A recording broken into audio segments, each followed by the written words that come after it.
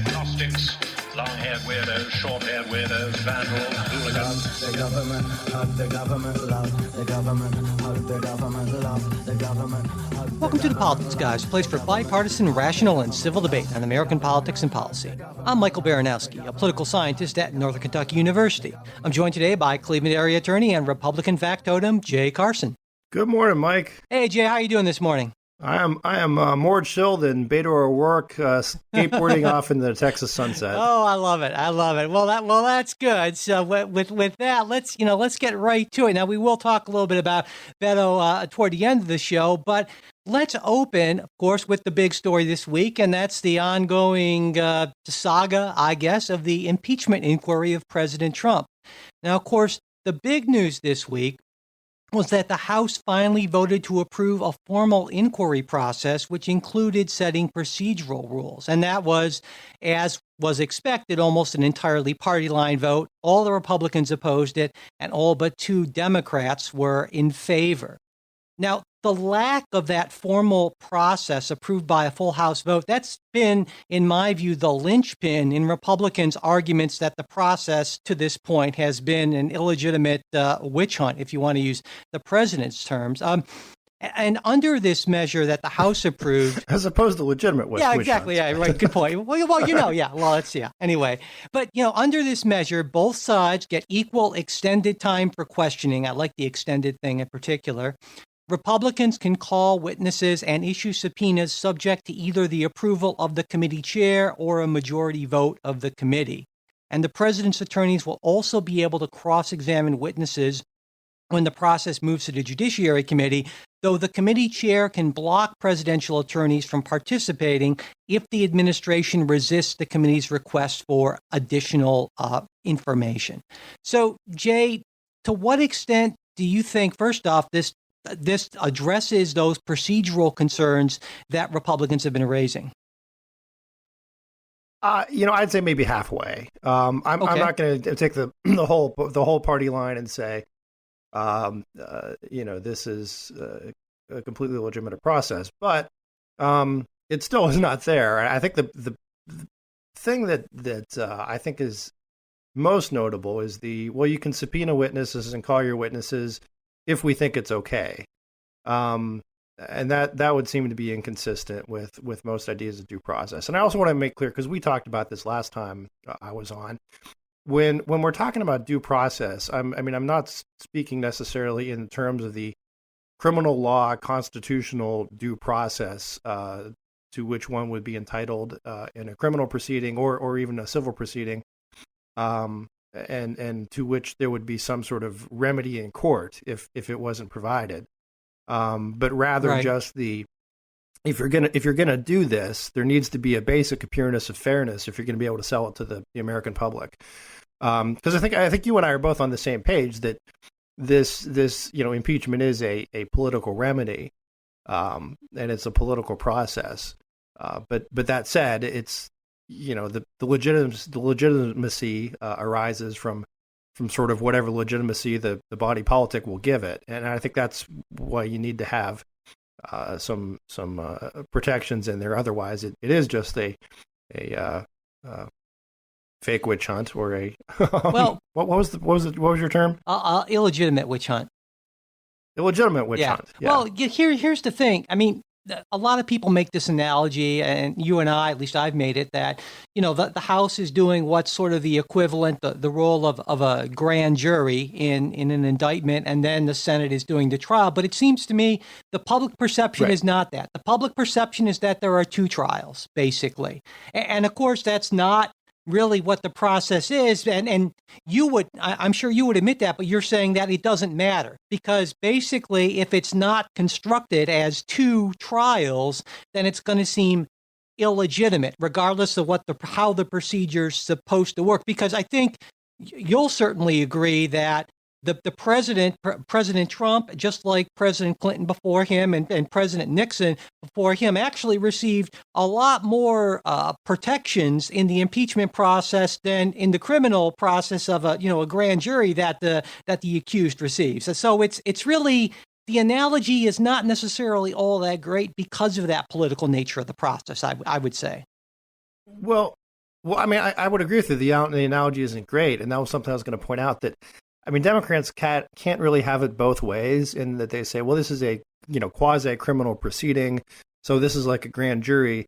But grand jury is subject to other rules, which is actual, real secrecy and not selected leaks. And it's also subject to the burden, right, of a grand jury is much lower. It's a lower hurdle to get over to indict someone. And I think, again, I don't know any case law on this or any, because I mean, that's the other problem with talking with impeachment. There are a total of 3 examples in all of our history. And each of them has its own sort of weird, fact pattern that makes it a little different. So it's, I mean, anybody out there who says like they're an expert on impeachment is lying. Because right? the N is so small. There's There's very little to have looked at and to seen and to say this is definitely how we do it. But my sense is that you can't say, well, we can impeach for whatever we want and put on whatever evidence we want. But it's like a grand jury in that we want it secret or quasi secret and limited participation of the president's folks, limited ability to cross examine in the House. I mean, it's either one or the other. Of course, right? if they want it both ways, the Democrats want it. I mean, the Democrats aren't really playing by that, or the Republicans aren't really playing by that either. Because if anyone looked at it as a grand jury, you're absolutely right. I mean, the lack of secrecy, the leaking, like not even like a sieve, but like basically like a bucket with no bottom, essentially, has been, that's a huge problem. And I've said that before, and I think that absolutely, because without getting access to those cross-examination and those questioning, we only get a part of the picture, and that's a big problem. But on the other hand, if we're going to treat this like a grand jury indictment and on that end and say, hey, the Democrats aren't holding up that, well, also, as you point out, that generally speaking, the bar is not that high to get that indictment. So I think any reasonable person under a grand jury type process, if that analogy is apt, which I'm going to say it's not, is that a bunch of Republicans would say, well, yeah, there's enough here for a trial. But of course, no Republicans are saying that. So both sides,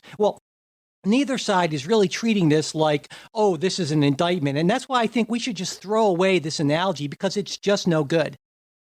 Well, I agree. No, absolutely. I'm 100% with you on that. Yeah. So there's basically a House trial. Sui generis kind of thing. Exactly. Yeah. A House trial and a Senate trial. Yeah. And exactly. So that's good. We agree on that. So, what do you think there would be anything that would have satisfied the Republicans that could have gotten even a couple of Republicans to vote for this process? I mean, what would it have taken? Would it have been enough? Because my sense is, I've heard a lot of Republicans say, well, the problem is, of course, there are all these protections, but hey, if he's not giving information, the executive branch, then they can deny the president the president's attorneys the right to cross-examine. But I think even if they put that in and given them every single protection that a person would get in a trial, there still wouldn't have been a single Republican vote for it. That's my sense. What do you think? I think you would have gotten some. I guess my thought would be, one, the big problem is not being able to call witnesses, subpoena witnesses, essentially for the defense. That's problematic. I mean, you can. The other, if they let you. Well, sure, but that's right. Hey, I mean, elections have consequences, Jay. Where have I heard that before? When you're in the majority, you get to set those rules, and if a majority of the body that's deciding on those rules disagrees with something, I mean, wouldn't it be a bizarre process to not have it that way, given the political nature of this? So, I mean, yeah, if the Republicans would say, well, we want to be able to dictate the terms, even though we're in the minority, now that would be truly strange. Well, dictate terms, and I mean, I think if what we're going for, if what the process needs, if we can agree that what the process needs is a basic sense of fundamental fairness, right? So that whatever the result is, people can say, okay, that was arrived at fairly, and everyone had a shot, because we're talking about, essentially overturning an election. Allowing the defense to call witnesses isn't that much of a stretch, right? I mean, it's not as you don't go to a court and you have a right to call your witnesses if the other side feels like it. So I mean, but he'll have the attempt to do that. He'll have the ability to do that in the Senate. So it's not like whatever the result is, this won't be fair. This will be the president will be given every opportunity. In fact, Mitch McConnell, I'm sure, will bend over backwards to find all sorts of opportunities for President Trump. Mr. Chairman, I'd like to call Joe Biden to the stand. Joe Biden. Yeah. So I don't think have that. I don't think we'll have that opportunity. Well, I just don't. Mr. Biden, you have publicly expressed that you withheld aid to the Ukraine unless they would fire a prosecutor. Is that correct, Mr. Biden? There you go. That's my question. Yeah. I have one question for you. But, I mean, do you think that... No, so of course they won't let that happen, but... Well, in the Senate, there's no reason it couldn't happen. Wait a second. There's no reason it couldn't happen in the Senate. Are you telling me that when it gets to a Senate trial... maybe they do that in the Senate. Yeah, maybe they do. I mean, unless... I think maybe they do that in the Senate trial. Although I think the Senate... The Senate procedure, and I mean, it all depends on where the ball lies by the time we get there, right? Sure. May well be to do what Representative, Senator Byrd did at the beginning of the Clinton trial was moved to dismiss. Right. Yeah. Right. Basically say there's nothing, there is no impeachable offense here. Because I really think that's sort of the first line of defense, regardless. But no, those are, I would say, the big concerns would be that the participation is still sort of at the whim of the committee chair. It's not. This isn't a situation like in a trial where the decision to admit witness testimony or not goes to the judge. This would be similar to the decision to allow a defense witness to appear is up to the prosecution. So that's the issue. Yeah. And of course, in the Senate, it would be up to the judge, who would be the Chief Justice Roberts. But yeah.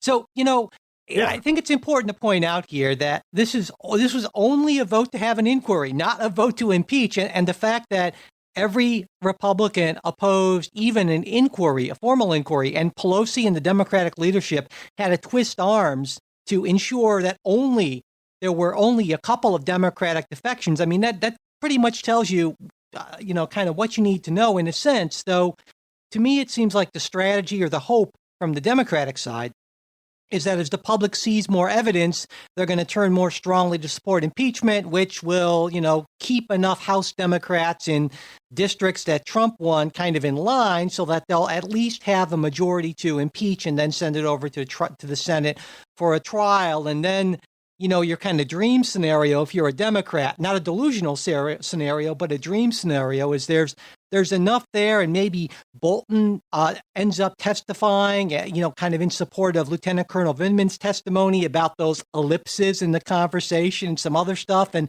maybe, just maybe, you get to a majority to convict, but not obviously you're not going to get to, the numbers you need. And the 2/3. Yeah. And I think that's about as much of a victory as Democrats can hope for here.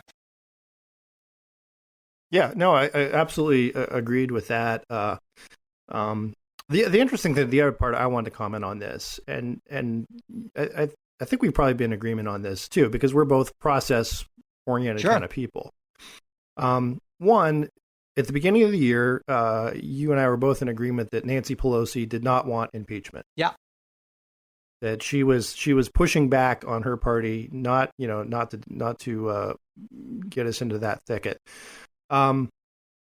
Secondly, then there was the sort of the quasi impeachment of, okay, well, we're opening an inquiry, but we're not really going to vote on it. And the sense was that was a vote to protect Democrats in Trump leaning districts. Right. Now, I guess this is what troubled me a little bit is the new narrative that the the media sort of picked up is that well, now we're in the public phase of the impeachment, as if this was always the plan, and this is the way these things always evolve. Well, of course we were just going to do the secret part for a while, and now we're going to do the public part, which in and of itself sort of again raises some due process questions. Again, due process in the broader sense. Of okay, well, some of the evidence comes in secret proceedings, but now we'll let other stuff happen publicly. I mean, isn't your sense that Pelosi caved on this? Well, my sense is that by having Sure. to go with a final, by having to put it to a vote, as opposed to what we agreed she probably didn't want to do.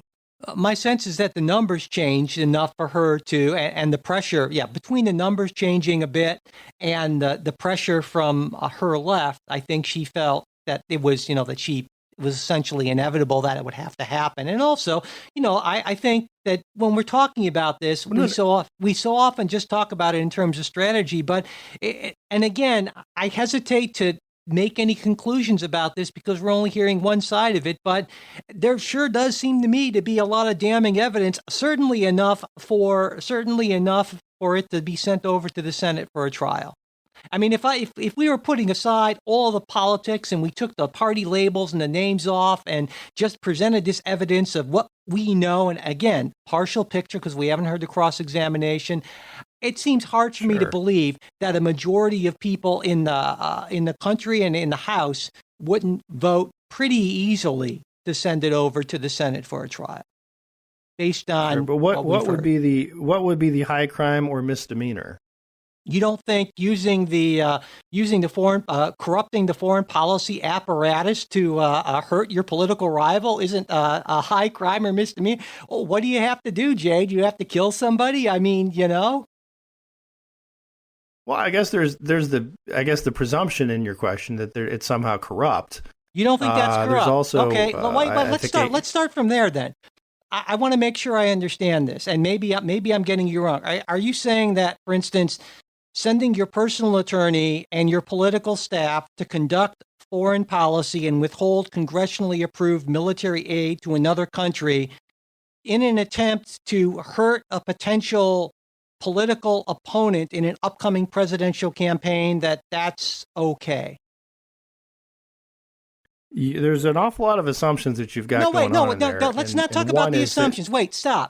All right, Tell me this. Is that, as I described it, let's just assume, let's not even any president. If that were the case, yes, I would say that is corrupt. That is inappropriate. Okay, and that's all I'm saying. Now, can I point to any? Now, can I point to any statute that prohibits it? No, I can't.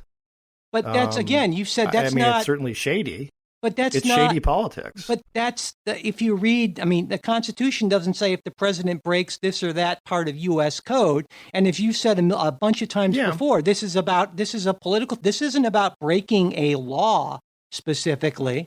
You've said that before on numerous occasions. So that's not. I don't know if I've said that. I don't know if I've said that. But I think there needs to be a legal predicate for it, right? I mean, if you look at the constitutional debates, and there's been a lot of good stuff that's been written about this, that there, initial drafts, there was the argument that said you could essentially have a recall of the president, right, by impeachment. The president could be impeached for whatever, for bad policy decisions, for stuff that you don't like.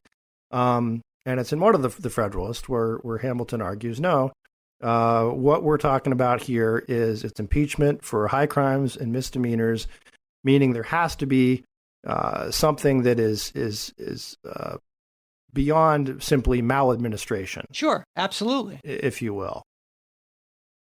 But it's not like we can differ where you draw the line. And again, the finding precedent for that is difficult because there's 3 examples in all of history, and high crimes and misdemeanors is not well defined. But we do know it's more than conduct we disapprove of, right? It's got to be more than just absolutely.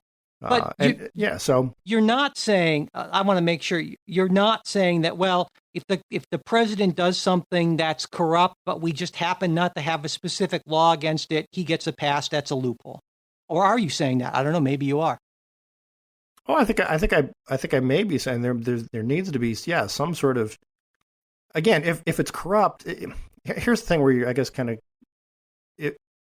if there's no law against it, is it corrupt? I guess that's the question. Of course, right? There are plenty of corrupt things there's no law against. I mean, that's an easy question to answer. Absolutely. A president can be, anyone can be horribly corrupt. And just because there's not a law against it doesn't mean it's not corrupt, doesn't mean he's not corrupting the office and the institution. Of course. I mean, I think you're looking at this as an attorney, and that's where you fall into your big problem because you can't see it outside of that lens, maybe. I don't know. Well, I am. That is how I'm looking at it. Well, yeah, there's your problem. All right. Well, my guess is Chief Justice Roberts would look at it the same way that I am. No, he's not going to, because I don't think anyone seriously thinks that you have to have broken a law, because that's not what the impeachment and clause in the Constitution says. I mean, it doesn't reference that you have to have broken a law, and that's, the articles of impeachment. What that is determined by the House. A high crime. Yeah. Or misdemeanor. What's a misdemeanor? Well, is that like jaywalking? I mean, come on. I mean, I think you're just entirely, almost willfully wrong on this. But, and hey, that's okay. I understand. Maybe you're drinking the GOP Kool-Aid on this one. But in terms of the timeline, it seems to me that it looks like we're going to get a vote on impeachment by the end of the year, pushing a Senate trial into January. Clinton's took about 5 weeks. I don't think this is going to take anywhere as long. And of course, a lot of people talked about this timetable, but it seems to me there's one argument saying that, the Trump administration is fighting a lot of requests for information and potentially damning information we don't know.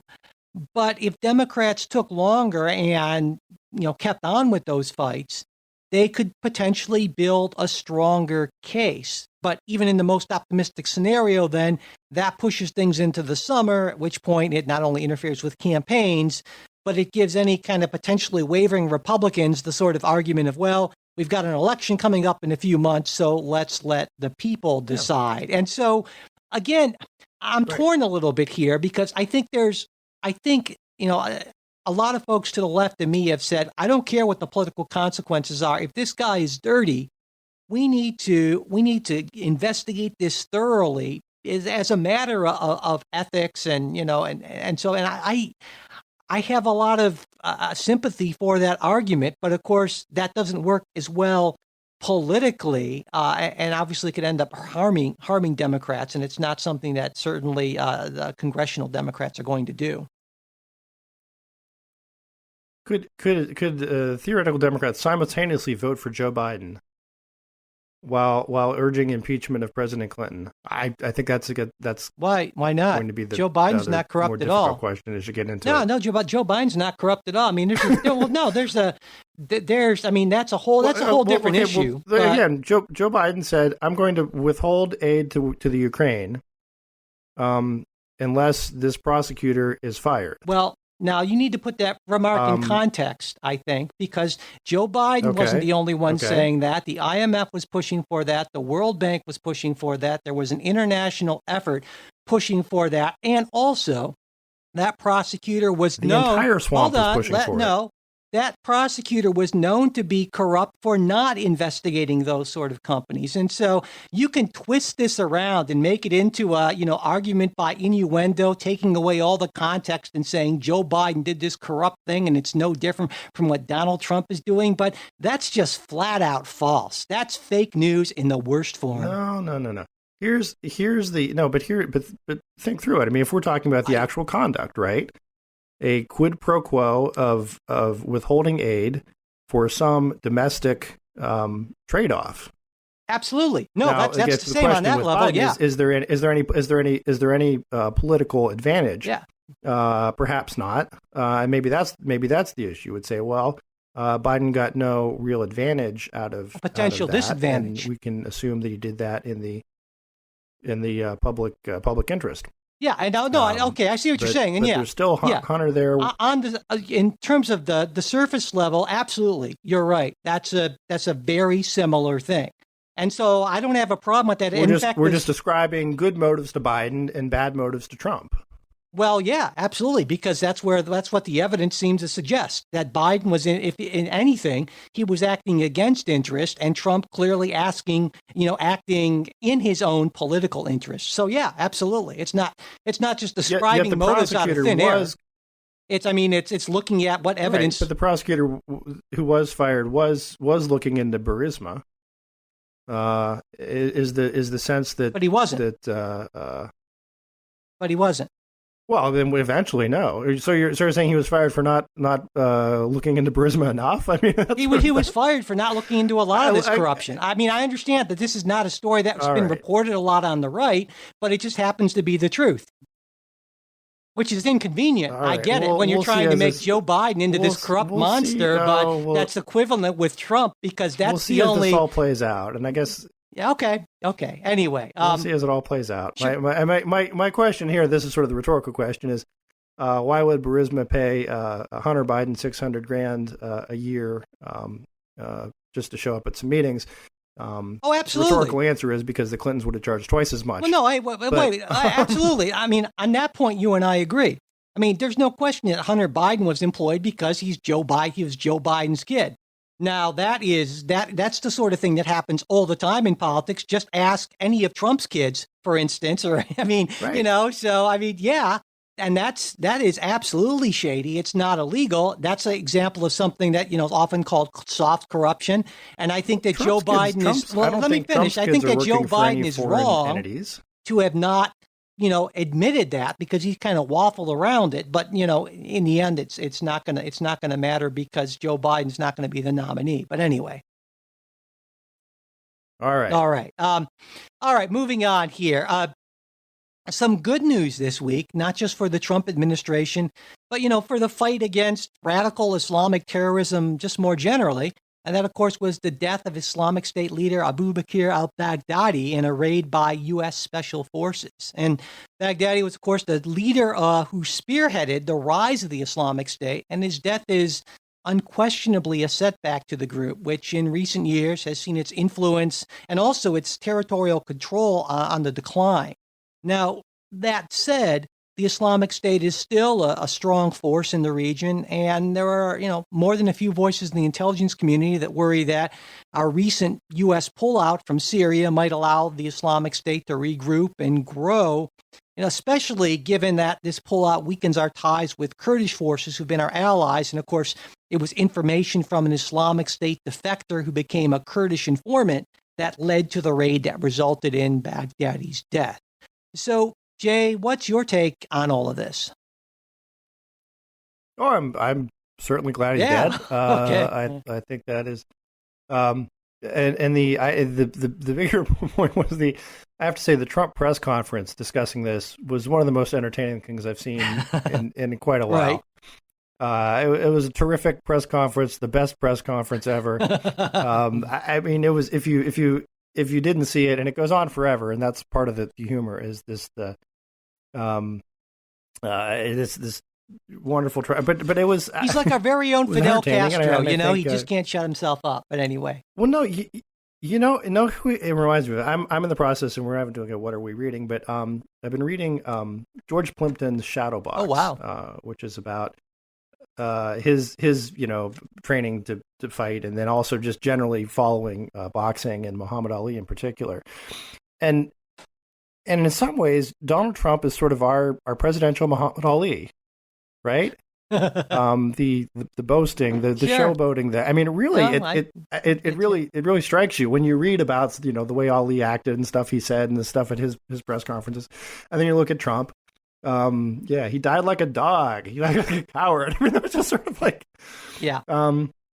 He didn't. Trump didn't rhyme anything, but maybe next time. Yeah. So all that said, I think that's fantastic. Terrific, best news ever. And I mean, there's an argument there that look, if we can do this by this sort of pinpoint surgical special forces come in and kill the bad guy strike, as opposed to lots of troops on the ground, maybe that's the better way to go. That remains to be seen. And I think the other piece of this is the troops that we had in Syria, who are now just a little bit farther back in Iraq. I mean, there's only 1,000 of them. So there's not. I don't know that there's necessarily a correlation between the two. I mean, I've gone on record as far as saying, look, we ought to support the Kurds who supported us. But that ship has sailed now. Well, so. The other piece, though, I was going to say I found funny, and this was the Washington Post's eulogy for al-Baghdadi, which they changed the headline originally, but the body of the piece still reads. It describes him as sort of a bespectacled scholar who was in Islamic studies, who until the U.S. invasion of Iraq was really just looking to be a professor, much like yourself, Mike, and teach kids. He attended the Saddam University for Islamic Studies, which is a serious party school. So, but the Washington Post, and I mean, there was a internet blowback. Why is that? Sort of defining the. Well, I mean, I don't get the. Well, no, I'm saying. I'm just wondering, is it not okay if we don't acknowledge the humanity of people who die, or do we need to portray them as completely evil supervillains, or what's the deal there? I don't get the blowback. Completely evil supervillains, yeah. No, in this case, guys, for people who do mass beheadings on the internet, for people who light captured pilots on fire, for people who kill thousands of women and children. Yes, I think we're safe to say this guy's pure evil, and I don't think sort of the trying to find the bright side, the human side of this. I don't know that's something that you, especially if it's not something you do in the death notice. That just strikes me as very anti-American in the sense that it's almost completely anti-Christian. So I don't know. I don't think he did horrific stuff, and the world is a better place because he is dead. But to me, the idea that we would accompany that action with that sort of hatred, which I think spawns that sort of circle of awfulness, I think that's entirely the wrong response. Well, I mean, you could have. Here's the thing. It's let me see if I can find the actual headline. But you could have gone with something like terrorist leader killed. Sure, that sounds good to me. As opposed to swell guy dies. I mean, I'm sure it wasn't that. But, wait, what are you looking for? It seems to me to be kind of a. I apologize. I don't have this pulled up. We can keep talking about other stuff. I will come back to this. To me, I mean, obviously, again, good news. But it also, to me, illustrates the importance of having deep alliances, human intelligence, and building relationships over time. And that's something that it's still at this point, not all the technology in the world can't replicate. So if you don't have a real presence on the ground and work with people who live there and breathe that, then you're not going to have access to the sort of intelligence that allows you to do these things. And my concern is that as we withdraw from a lot of these areas, it's people like the Russians who are filling that void, at least in part. And so that's why I'm glad that the president, in his own way, while never admitting, of course, that he was changing his mind or wrong, saying that, well, we're going to keep troops to protect the oil fields in Syria, which are currently held by Kurdish forces, which is, I think, sort of a back-end sort of way of saying, well, we're going to keep up those relationships with the Kurds in a different way because we understand how valuable those relationships actually are. And to me, that's a good thing and a smart move. Yeah, no, absolutely agreed. Yeah. All right. Before we move on, I just wanted to thank some of our new supporters for this week. Tina, who's a new Patreon sustaining supporter, and Joe B. from Wisconsin, who is also a new sustaining Patreon supporter. And he wrote, as a poli-sci student, I love the very in-depth perspectives and analysis. So thank you guys both. Yeah, very much. We appreciate it. And of course, I think I just sent out a mug to Joe. And, when you become a monthly sustaining supporter through Patreon, you can get things like mugs and bonus shows and all kinds of cool stuff. And if you're interested in that, just go to patreon.com/politicsguys, or you can just go to politicsguys.com/support. We really do appreciate all of your help in that. So, Jay, I thought we could maybe talk about some contradictory economic news this week. We kind of moving into policy. Sure. So on the plus side, the economy added 100. Go ahead. Well, hold on. Can I before we get into that? Can I just throw out the original Washington Post headline? I apologize. It just took me too long to spell Baghdadi. The original Sunday morning headline, the Washington Post website, was Abu Bakr al-Baghdadi, austere religious scholar at helm of Islamic State, dies at 48. Yeah, okay. And to me that seems to sort of bury the lead. I think you're right, because given basic, as I understand them, news principles, he's much more known not for being an austere religious scholar, but for being a terrorist leader. So actually, okay, exactly, sure, a terrorist leader. No, exactly. On that, Jay, you and I absolutely agree that's a bad headline, no question. All right, well, good. Right. Yeah. So anyway, to the economy. So we added 128,000 jobs in October, and that actually outpaced the estimates of analysts. Wage gains up 3% from a year ago, which is higher than the inflation rate of under 2%. Employment's now been going up for the last 109 months, which is the longest stretch of consistent job creation since we started keeping good records back in 1939. So that's all pretty darn good. Now, on the less positive side, economic growth slipped to 1.9% in the third quarter. That's July through September.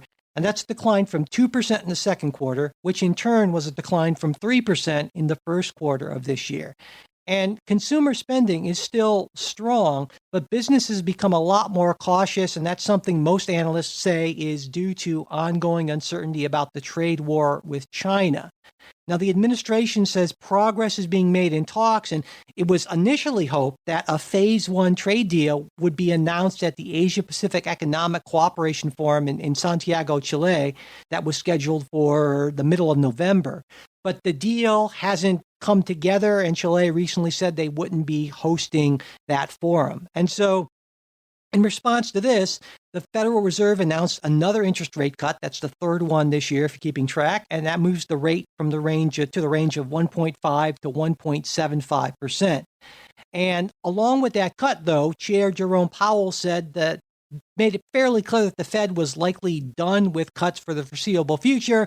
That led, of course, to the inevitable critical tweet from the man who personally appointed him, President Trump, who I don't know what he wants interest rates to be, but I know the one-word answer is always lower. So what do you think about this sort of, again, kind of weird mix of economic news, Jay?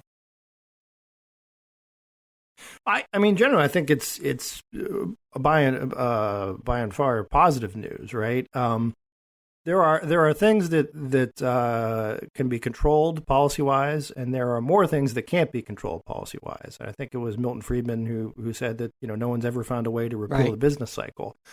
So if that's part of that's true. That said, the U.S. is doing great in terms of bringing back workers. And the number that I was most impressed by is the folks that they also consider that this was automotive jobs were down because of the GM strike. I think, yeah. So 42,000 that you're knocked out that typically would have been in there. But the labor participation rate, which has climbed significantly. And to me, that's a big deal because so many economists have said one of the things that was holding our economy back growth-wise, not only trade, but is also the inability to find workers. So the fact that we're getting more people back into the workforce, and again, these are workers typically between 25 and 54, that's at a 10-year high. Right.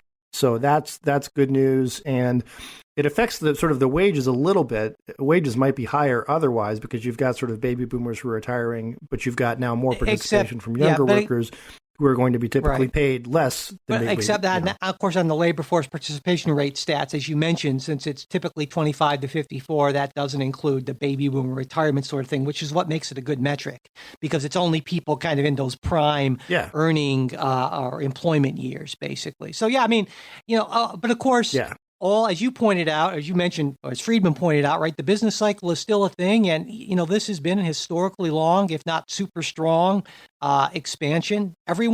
We know it's going to end because we haven't defeated the business cycle by some magic. And of course, President Trump obviously doesn't want it ending before November of 2020. The thing to me, Jay, is it seems like. But I think the odds of it ending before 2020 have now declined from where they were maybe 6 months ago, where people thinking there could have been a recession on the horizon. It seems more unlikely now.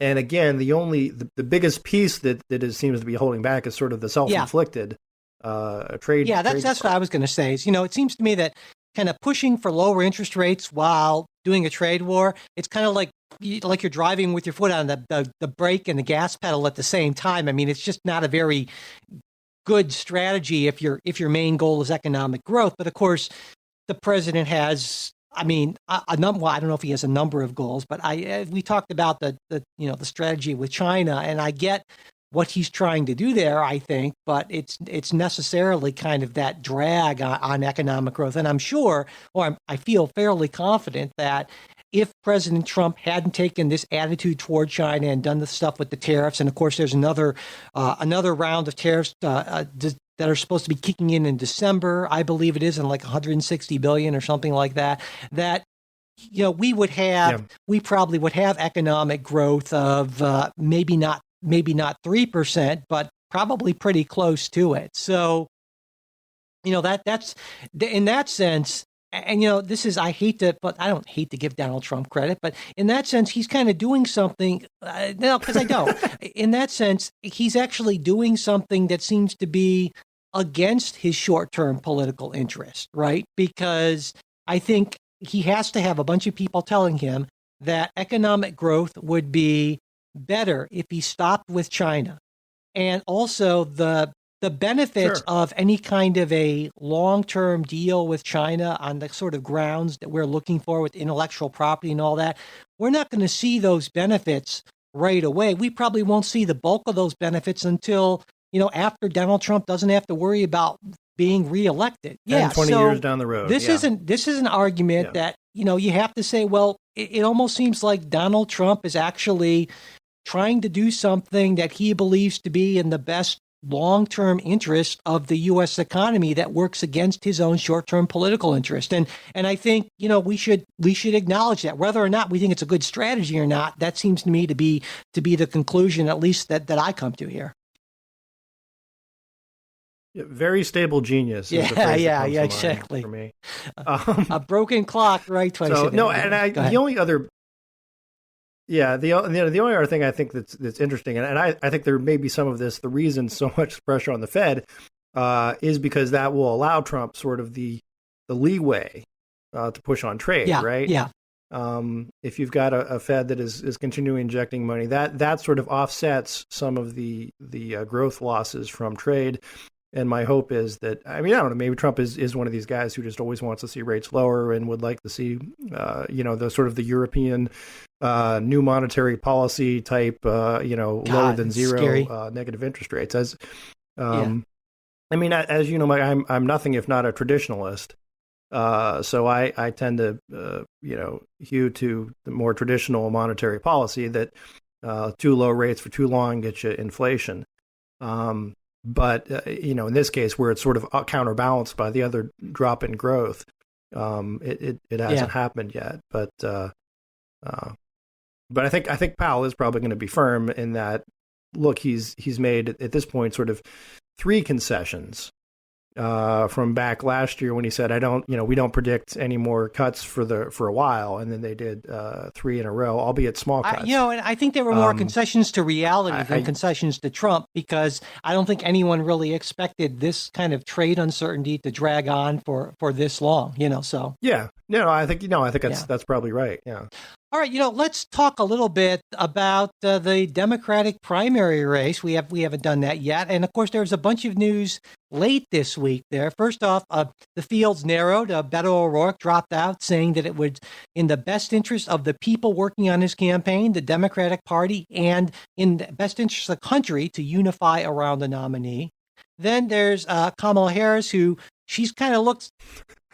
That's pretty. I just want to say it's a pretty funny. I'm sorry. That's just a pretty funny. Like you lead off with "in the best interest of the people working on my campaign." I mean, that was his statement, and I think for me to get out of this, that's kind of a nice thing a nice way to look at it in the sense that you have these people, and you've worked on campaigns, you know the deal. People devote there, and and if you're holding them on there when you don't really have any real shot, I mean, I think it is a good thing to just face reality early on and let those people go and do things with their lives. Oh, it's entirely honest. So good for Beto. I just think it's sort of it's refreshing. It's funny because it's so unusual, I guess. But it's in the best interest of our employees. Yeah, exactly. That we just exactly. Yeah. So good for Beto. But then, like I said, Harris. It was back in July which wasn't all that long ago, that she looked like she was going to enter into that top tier of candidates, right? And now she's slashed her campaign spending. She's let go of almost all of her New Hampshire staff, and she's basically focusing everything on Iowa, where she's currently in 6th place at a not very impressive 3%. So I don't know how much longer she has. And then, of course, finally, Elizabeth Warren. She's neck and neck with Joe Biden in the national polls, and she leads him handily in Iowa. I think Biden's like 4th in Iowa. She finally released the financial details of her Medicare for All program. And of course, she's one of the 2 Democratic candidates who still is kind of holding on to that, both she and Bernie Sanders. And the cost estimated at $20.5 trillion over a decade, the projected healthcare spending savings of $7 trillion over that same period, and also how she planned to pay for it, largely through taxes on the wealthy, corporations, and financial transactions, and also better enforcement of tax laws, which she says will bring in over $2.3 trillion over a decade. And that's at least one part of that I'm a big fan of, because I've been pushing for that for a long time there. So anyway, any one of these things, Jay, what do you think about, you take your pick, I guess I'm saying. Oh, I would say this shows sort of the ephemeral nature of primary contests, and this is something that you and I think studiously avoid in that the jumping on bandwagons and those is the front runner and though this is the because it so rarely happens, and I can think back to how many different primary boomlets of how many different candidates where people, whether in the media or even in the party, were sort of anointing that, this is the savior. I mean, there was like Howard Dean week for a while back in 2004, and then there was also who was the general? It escapes me now. But then, Beto O'Rourke was sort of the senator or the savior because he's got big teeth, kind of like a Kennedy, and he's a rich kid and that sort of thing. And he can speak Spanish, and he has a Spanish nickname. But again, it all just sort of fell apart pretty quickly. And on the Republican side, I'd say there was, if you remember, there was like Herman Cain week for a while back in like 2000 or so. Oh yeah. I mean, I think that's just sort of a cautionary tale that whenever the media says, "Aha, look, this is the new bright star on the horizon. This is the game changer." This is to sort of view it with skepticism, because things change quickly in primaries, and the ones who are like the outsiders who you'd never heard of tend not to get very far. The one thing I wanted to comment on was Warren's Medicare for All plan. And first off, obviously, it's not going to happen. But I also think that it's not a bad idea, just because it's not going to happen, to have people, at least prominent people, mentioning the idea. That tends to be how policy change happens. You go from people saying, well, this is inconceivable, to a point where it happens. Now, it might take decades, or even longer. But I think it's good to have those ideas out there. That being said, and I'm pretty sure you'll agree with this, Jay, that whether it's a big new social program or a big new tax cut, the costs are almost always underestimated and the benefits are overestimated because, of course, they take the best case scenario outcome. So I think it's safe to say that Warren's Medicare for All plan would cost more than 20.5 trillion, would save less than 7 trillion. And that's just based on every single big policy I can even ever think of actually fits that. So would you agree with that? Yeah, absolutely. But I said again, I'll point this out, and this is a liberal talking point because it's true and it's important. Is that the United States is the only rich country in the world that hasn't been able to figure out universal access to health care. And you might think that Warren's way isn't the way to go about it, and I tend to agree. But I think it's important to have that conversation. And so, even though I'm concerned, like a lot of moderate Democrats are, that if she ends up being the nominee, that this could have implications not just for the presidential race, but for down ballot races. I'm kind of glad that at least there are important people who are still, talking about this because it's an important issue. Well, and Mike, as a conservative, and just my predilections, I would always rather see a fight on the issues, sure. Right? I would much rather see this. An honest sort of slugfest on here's what I want. It's going to be one big state-controlled monopoly on healthcare, and it's going to cost a whole bunch. And let's have that fight, right? As opposed to sort of the sneakier sort of this will guarantee coverage for all, and everybody will get everything they want, and nobody will have to pay more taxes, and that sort of thing. Now, I think there's certainly room for criticism in the Warren plan that I think she doesn't acknowledge that she's not going to be able to get that 25-30 trillion, whatever it is, just by taxing the rich and corporations, just because there's not that right. There's not enough of them. I give her out there, and eventually you'll have to look to the middle class, and she hasn't acknowledged that yet. Well, but at some point, I think she'll have her to. basic argument is that by releasing this plan, she believes she demonstrates that she won't have to look to the middle class for that. Because, of course, she's been asked this question a lot and has dodged it. And I give her credit for coming up with a plan that, lays out her reasoning behind it. Now, I think, like a lot of the other Democratic candidates, in fact, not that I'm a Democratic candidate, but, I'm still like the Democratic candidates, but that it's flawed reasoning and that it relies on far too optimistic assumptions on both ends. But I give her credit for, saying, okay, you want an answer to this? Here's my answer to this. It's big and long and super detailed, and go to Medium and read it. So good for Warren for doing that, though I don't again agree with it. So, okay,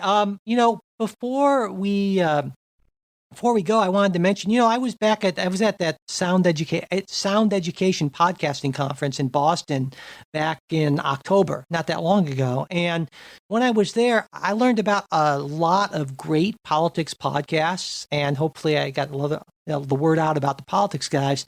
But one of the podcasts that I heard about there was one called Your Primary Playlist, hosted by Emily Tish Sussman. And I really like what she's doing with the podcast, and it's basically kind of covering the Democratic primaries from, as you pointed out, Jay, the issues, an issue-oriented kind of perspective, which I think is really important. And I thought that instead of just me kind of telling you about her show, I'd actually invite Emily on our show so that she could tell you about it herself. And so yesterday we recorded a really brief conversation, and I'll just put that in here right now. So here is my very brief conversation with Emily.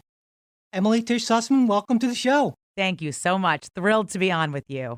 I thought before we talked about your primary plays, you could tell folks a little bit about you, your background, who you are, and then maybe why you decided to start your podcast. So I've worked in federal politics for about 15 years, both on campaigns and in federal advocacy in Washington. And I felt like I just knew so many amazing experts that weren't getting their platform out there. People just weren't getting to hear from them in the same way that I had access to them. So, looking at the 2020 presidential primary, I'm looking at the candidates, my friends are looking at the candidates, and we're all kind of having this same conversation that there's some candidates we might feel more favorably about than others, but we kind of like the whole field. And we couldn't really figure out not just which candidates to evaluate, but we couldn't even figure out the criteria how to evaluate them. Like if there were some issues that we cared about, we didn't really know where to go to get the information to figure out if their platforms aligned with our personal values. Right. So with those two things in mind, I thought, all right, well, let's get these experts that I know and let's give them a platform. We want everybody to be able to hear from them. And that's how the podcast came about. Yeah, and I think it's such an important service because with such a large field and so many issues, it really can be daunting even for people who do this for a living like you and me. And so I think it's just really great to see everything you've done and how helpful I feel it is in giving people a sense of how to kind of sort these things out and make their decision. The other thing I wanted to ask you about with the show is you made a decision to feature women, and I thought you could maybe talk a little bit about why you went in that direction. Yeah, so all of our experts on the episode are all of our experts on the podcast are women. And the reason that we decided to do that was because I felt like there were all these incredible experts that I worked with, that I knew.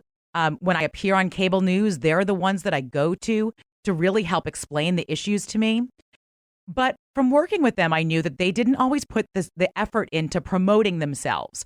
So even though they were, categorically the expert in a field or one of the experts in a field, they may not be as well known as some others. So when we thought about creating a platform to help, we would end up elevating whatever guests we came on. And we thought about creating that platform for them. It would just felt like a natural decision to make sure that we were bringing in women.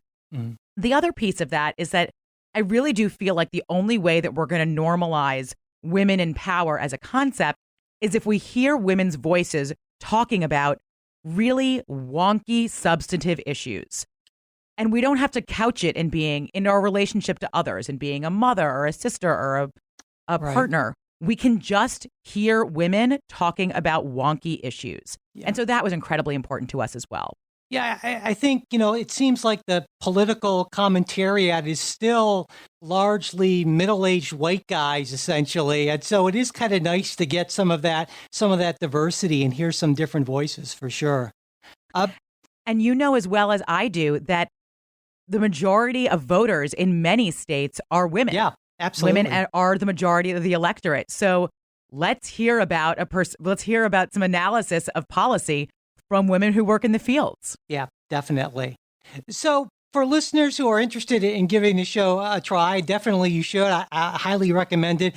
Where would you recommend they start? I mean, I just started from the beginning. I listened to your intro and then right into your first interview and talk about starting impressively, an interview with Speaker Pelosi. And but for people who who are just new to the show, what would you suggest? We've definitely had some incredible women on, and we're honored to have Speaker Pelosi on. I think for people who have been following the primary and are really looking to dig in, there's no question that healthcare has been dominating so much of the primary conversation. I mean, it's basically the first hour of every Democratic debate. So I'd say the healthcare episode featuring Dr. Alice Chen, who's a healthcare policy expert, is a great one to start with on policy. And for those who want to learn a little bit more about the actual nominating process, I'd recommend the interview with the CEO of the DNC, Seema Nanda. She really gets into the nitty-gritty details of, the differences between caucuses and primaries and what happens at the convention. So that's a great place to start as well. Yeah, and I feel like you can't go wrong with any of the episodes. But anyway, I really do appreciate you taking the time to talk with me about your podcast. And listeners, I definitely encourage you to give it a listen. Thank you so much. It's great to be on with you. Okay, so Jay, before we go, I wanted to mention one final thing, if I might. Yeah, so Absolutely. I am. Yeah, well, this is actually rules. more of a confession. I mentioned this on Facebook. I am an addict, Jay. I am a sourdough hard Okay. pretzel and dipped in peanut butter addict, and I got a monkey on my back, man. It's bad, and I decided Okay. I needed to do something about it. Now, this isn't just a personal confession, but a lot of the research on breaking bad habits says you need some kind of an incentive and you should make your pledge to break your habit public. And so I said, okay, do I love sourdough hard pretzels and peanut butter more than I dislike Donald Trump? I don't know the answer to that, but I'm going to find out because I made a pledge that I will quit my pretzel and peanut butter habit for 2 weeks. And if I don't, I'm going to donate $50 to Donald Trump's reelection campaign. That is my public pledge that I'm making right now. That would be a painful thing for me to do. Kristen has agreed to be my referee monitor on this, so I check in with her every day. Now, of course, I'm on. She's not there watching me with a spy camera or anything. No, she's not watching. But I am on the honor system. But I think you'd agree that I'm an honorable kind of guy. So that is my pledge, and I will let people know if I manage to do that. If I do end up having to cut a check to the Trump campaign, I will definitely post probably a picture of that check and the pained look on my face as I do that, the defeated look. But anyway, so I guess Democrats will wish me luck and Republicans will hope that I succumb to the allure of Snyder's of Hanover and Santa Cruz. Or well, I think it's the other thing that you're up against, of course, is you're up against the big pretzels, big pretzel industry, and the inherently addictive things that they put into their pretzels, and the false advertising that have tricked you into this and trapped you in this cycle of addiction. So I wish you well on your journey. We need some kind of more a ban on some kind of